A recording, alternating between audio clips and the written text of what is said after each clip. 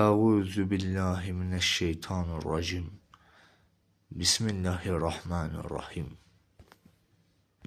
وَإِذْ أَخَذْنَا مِيثَاقَكُمْ وَرَفَعْنَا فَوْقَكُمُ الطُّورَ خُذُوا مَا آتَيْنَاكُمْ بِقُوَّةٍ وَاذْكُرُوا مَا فِيهِ لَعَلَّكُمْ تَتَّقُونَ ثُمَّ تَوَلَّيْتُمْ مِنْ بَعْدِ ذَلِكَ فَلَوْلَا فَضْلُ اللّٰهِ عَلَيْكُمْ وَرَحْمَتُهُ لَكُنْتُمْ مِنَ الْخَاسِرِينَ.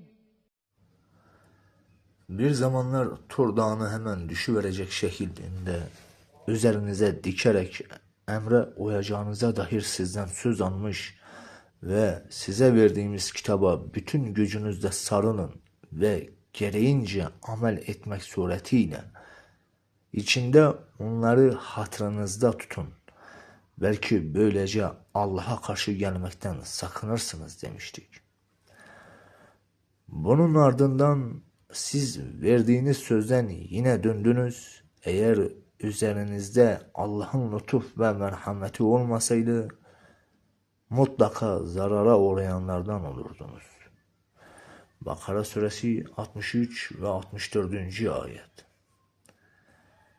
Tefsir: Cenab-ı Hak İsrailoğullarından Hazreti Musa'ya itaat etmek ve ona verilen Tevrat'ın emirlerine uymak, yasaklarından da kaçınmak hususunda söz almıştır. Zira dünyada tehlikelerden korunup takva üzere bir hayat yaşayarak ahirette cehennemden kurtuluş ancak bu yolla mümkün olabilecektir. Bu sözü ciddiye almaları için de bir tehdit unsuru olarak Tur Dağı'nı üzerlerine doğru kaldırmıştır.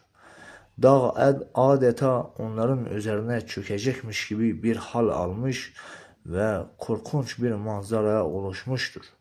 Nitekim Araf suresi 171. ayette bu manzara daha açık bir şekilde tasvir edilir. Fakat onlar bunun ardından sözlerini fazla tutamamış, iman ve itaat sözlerinden caymış ve hakikatten yüz çevirmişlerdir. Cenab-ı Hak ise kullarına olan sonsuz lütfu ve merhameti gereği onları hemen cezalandırmamış, bağışlamış, zaman zaman peygamberler göndermiş ve kurtuluşlarını temin için ilahi irşadını devam ettirmiştir. Böyle olmasa idi hiçbirinin selamete erme ihtimali kalmaz ve hepsi ziyan edenlerden olurdu. Bunun en ibretli misali Ashab-ı Sebt'in başına gelenlerdir.